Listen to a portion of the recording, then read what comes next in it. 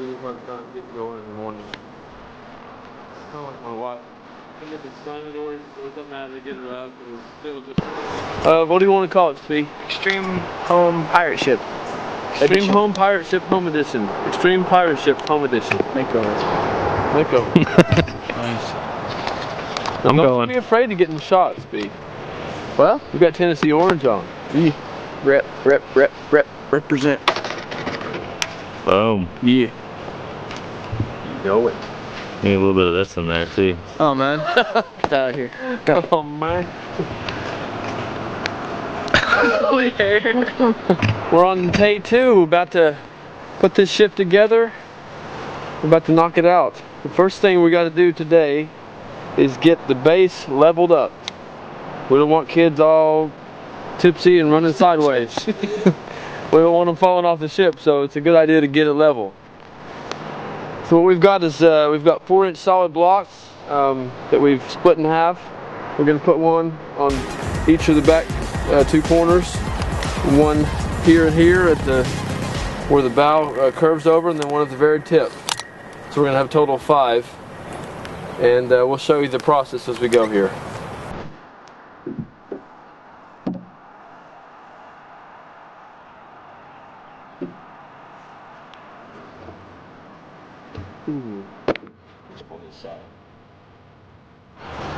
Okay, in this case, on this back corner, this is the only spot where we're up a few inches too high because of our grade. So what we're going to do in this case is pull the block out. I'm going to have my trusty helper here prop it up for me. Just going to take my hammer and just sort of dig out some of the soil, some of the ground underneath this block, so it drops this one corner down. That way we don't have to raise the rest of it 3 or 4 inches and have it so far up off the ground. When you're about to die, Spee. And I'll keep going for a little while longer. Make sure you get my muscles in the shot. Yeah, that's a nice dirty shot. Like them dirt shots. Alright, Spee, set it down for a second. Ouch. Now we can see what that looks like. Oh, my head. Ouch. Pretty money? Nuts.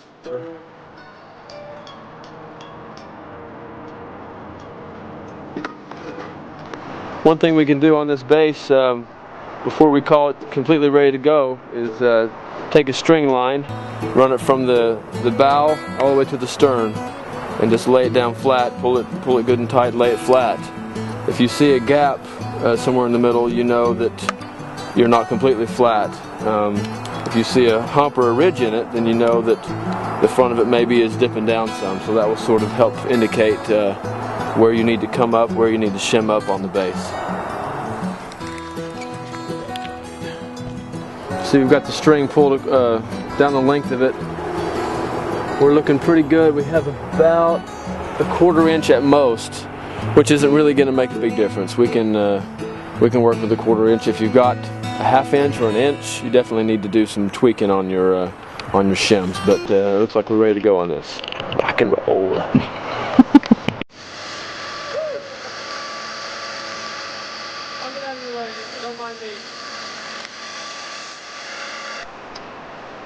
Now with the deck ready, we're going to go ahead and lay out the marks where our studs are going to sit. For this, we're going to continue to do our 16-inch on centers like we've done our joist before.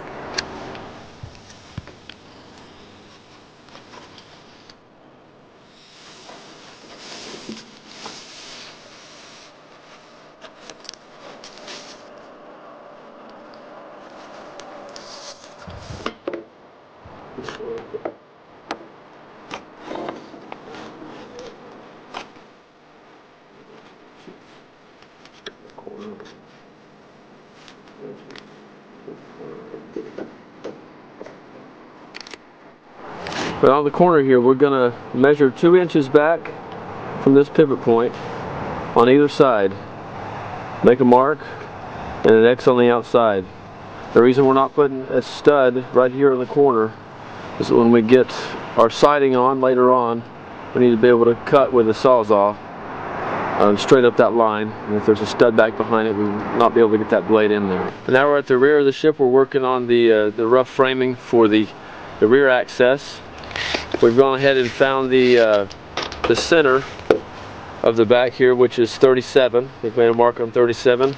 We want to do a 30-inch rough opening on this. So we've centered 30 inches over our center marks. We've got 15 here, 15 here. We've made marks on each side. That's going to give our 30-inch opening for our doorway. Then we've come off of the corner about 10 inches, made a mark on each side. That will be our extra stud in there for support. Alright, our next step is to cut the studs for the whole walls. They're going to be 42.5 inches from long to short. And what we're going to do on this is put our miter saw on 15 degrees, because each of these is going to have a 15-degree cut on it.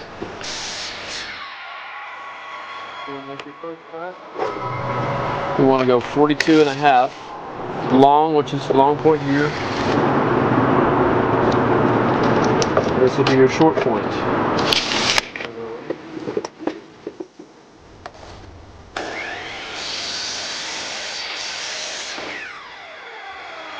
So they look like that. And we're going to make how many? 25. 25 is the magic number. 25 just like this, all identical.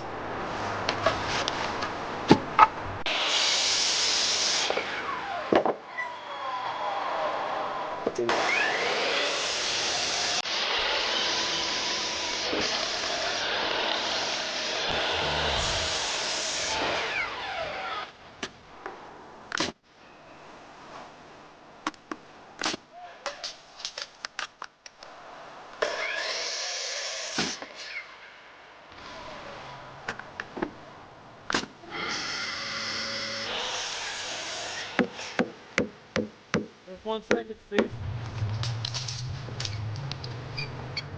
That one. One thing we need to remember when we're attaching these studs is that we want this bottom edge to be flush with our deck.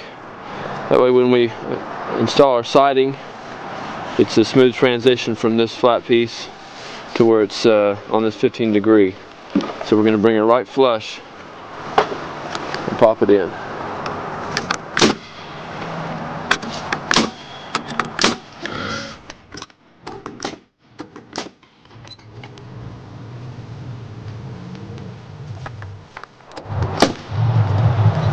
If I don't sound too much like an idiot, it might not be only retarded.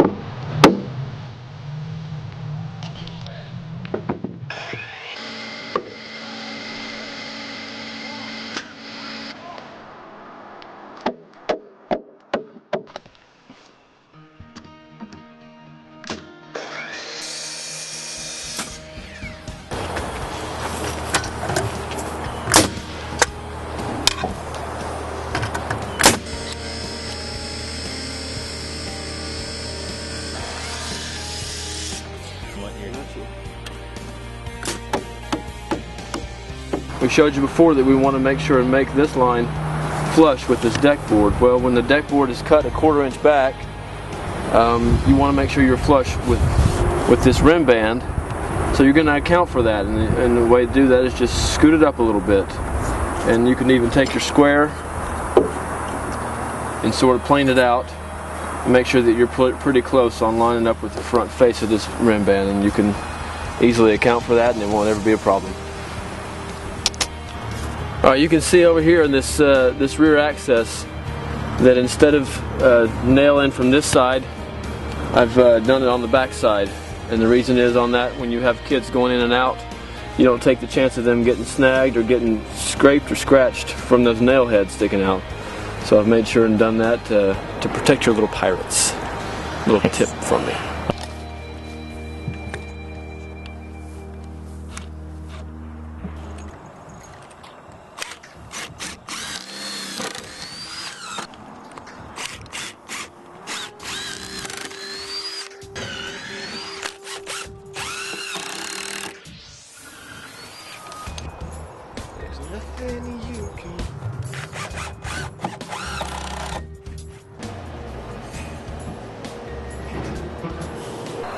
Alright, the next step in this process is to put the top plates on the studs and tie them all together.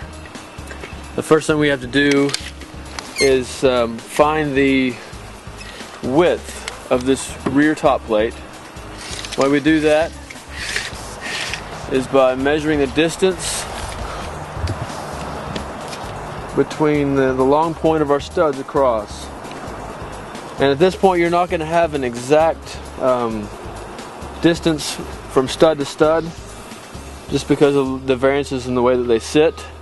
What you're going to do is, for instance, I've got 98 here, go to the next one.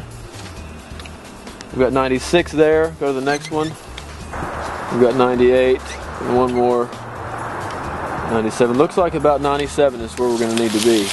You're going to take an average of what your length is, and that's going to be your starting piece on the back. You're going to go 45 degrees on each end and 97 inches wide.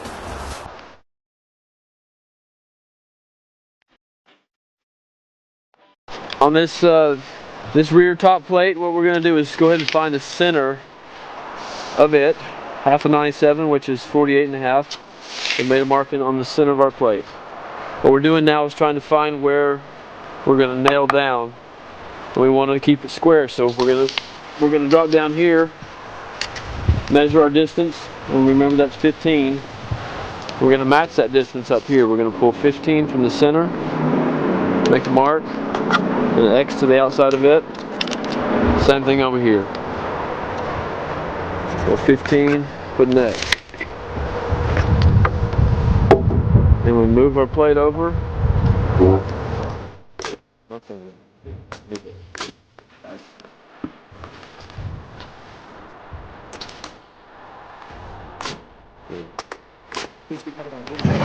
The next step is to pull from the stud that's already been nailed in.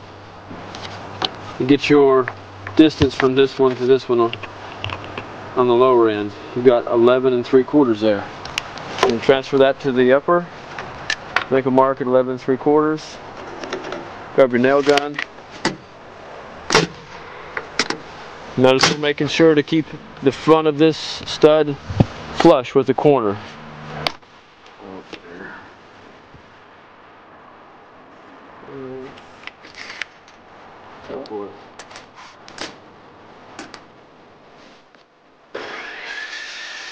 Alright, for the second step here, we've taken just 10-foot 2x4s.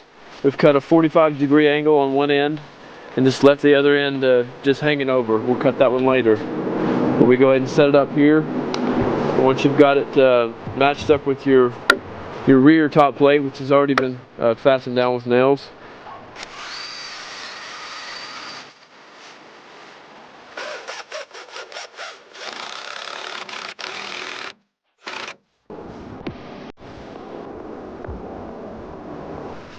now just take your framing square, put it up against the first stud on this row, and you basically want to move it until it's square with the deck. You'll be able to tell that when there's not a gap between your framing square and your stud. When you've got that in position, we make a mark on the top plate, and you can nail that in. Now to find where the rest of your studs are going to fasten to the top plate, instead of having to use your square for each one, we remember that we did these all on layout on the 16-inch center. So you should be able to go ahead and take your tape and mark out your 16s. You know what?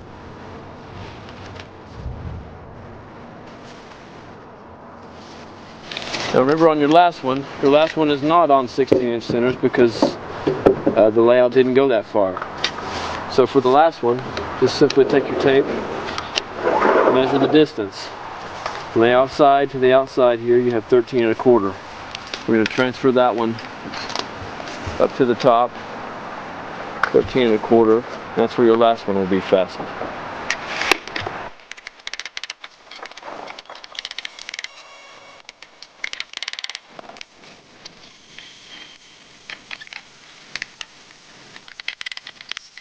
And he saw that they were good, and he said to me, Abraham, thou art one of them. You feeling here? To find the point where we're going to cut this, where it turns, just pull 5 inches from the inside of your stud make a mark on the front of your board, transfer that up to the top. We're going to take our framing square and we're going to put it on 30 degrees. Mark a line on 30 degrees. That's where we'll cut with our skill saw. Cut that off.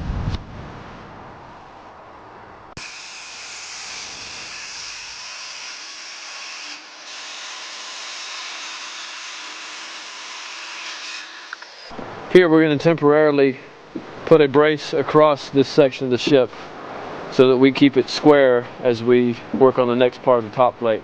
So we've just cut a 97-inch 2x4 and he's clamped it on that end, flush with the outside, flush with the outside.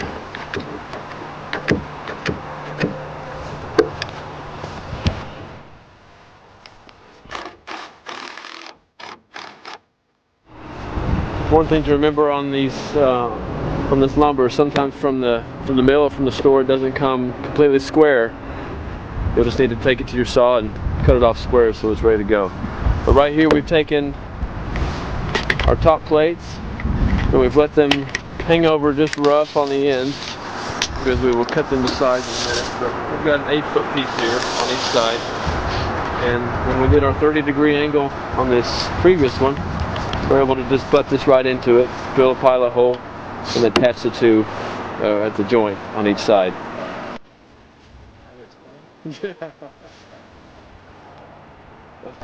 Alright, to find the point where these two top plates meet, you're going to pull from your outside edge on this top plate 89 3/4.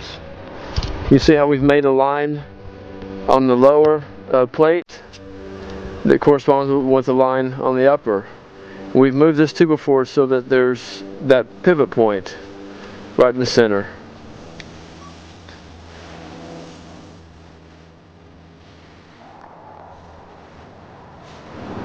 Next, take your pencil and score a line.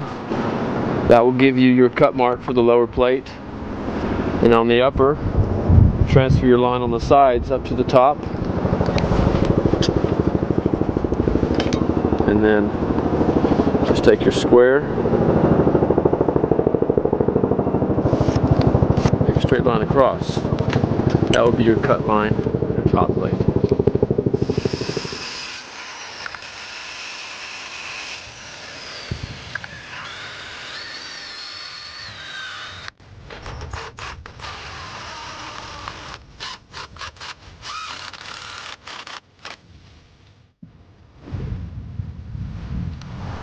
Alright, so we've got our top plates fastened together. Now we're going to do the same thing we did before on these. To find the first one, you're going to take your frame and square, find a flat place on the deck, and move that stud to the left or right until it's totally square with your frame and square. And then make a mark up top, and then you can nail that in. From there, you'll continue to measure. To find this one, you'll measure here all the way across. You'll transfer those measurements up to the top plate. And that's how you'll find the marks on the upper.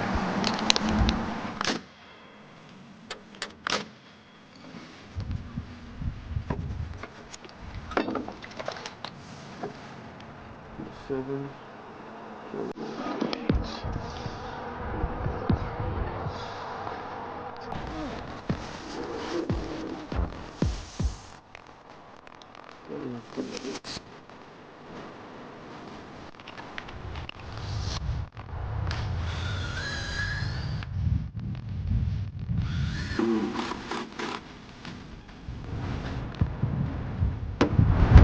Now we're going to cut the 4x4s that go in the rear for the support, and then the one that goes in the bow. You're going to set your saw on a 21-degree angle.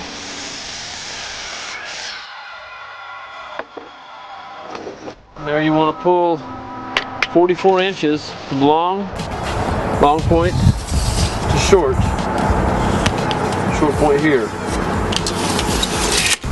and cut to the short point of your mark there.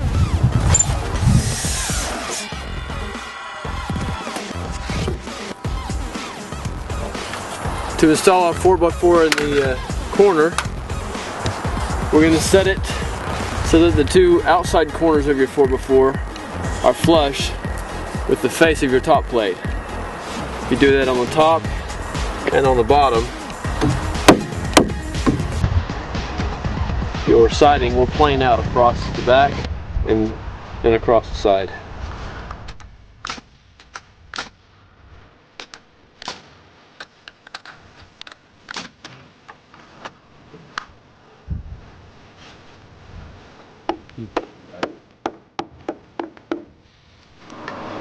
We've just now cut the support for the bow, the 4x4. We set our saw on a 28-degree angle. We cut the ends and we pulled 46.5 from long to short. And we've cut our 28 on the back end. Now let's go fit it.